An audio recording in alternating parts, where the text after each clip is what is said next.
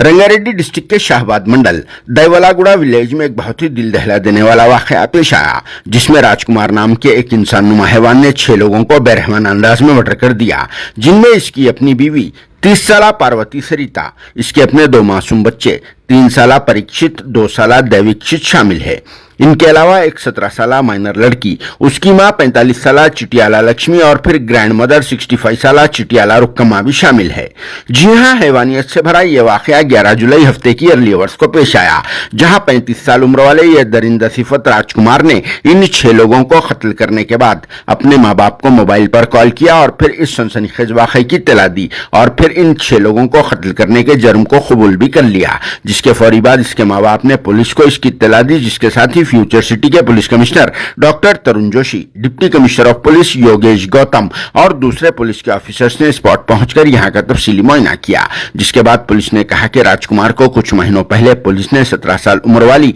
अनजानी लड़की का रेप करने के शर्मनाक वाकये में गिरफ्तार करके जेल भेज दिया था, जो कुछ दिन पहले ही जेल से बेल पर रिहा हुआ और फिर उसके बाद इसने ये वहशियाना काम कर दिया, जिसने इंतकाम के तौर पर 17 साल उम्र वाली इस मुतासरा लड़की, उसकी मां चिटियाला लक्ष्मी और फिर ग्रैंड मदर चिटियाला रुक्कम्मा को मर्डर कर दिया। फिर उसके बाद राजकुमार ने अपनी बीवी पार्वती सरिता और फिर 2 मासूम बच्चों परीक्षित और देवीक्षित को भी मारकर मौत की नींद सुला दिया। इस अफसोसनाक वाकये की वजह से गांव में गम का माहौल छा गया और फिर पुलिस ने इस सिलसिले में केस बुक करके तहकीकात का आगाज कर दिया। मफरूर राजकुमार को पकड़ने के लिए पुलिस की टीमों को रवाना कर दिया गया और इसकी गिरफ्तारी के बाद ही इन 6 लोगों के मर्डर से मुतल्लिक मजीद तफसीलात का इल्म होगा। लेकिन ताजुब की बात यह है कि इसने अपनी बीवी और 2 मासूम बच्चों को भी मार दिया, जो पहले से ही पोक्सो केस में मुलविस है और अब इन 6 लोगों के मर्डर केस में भी मुलविस हो चुका है। इसीलिए अब इसका डायरेक्ट इनकाउंटर कर देना जरूरी हो चुका है, नहीं तो वो जिंदा रहा तो फिर बेल पर रिहा होकर फ्यूचर में किसी और लड़की को अपनी हवस का शिकार बना सकता है।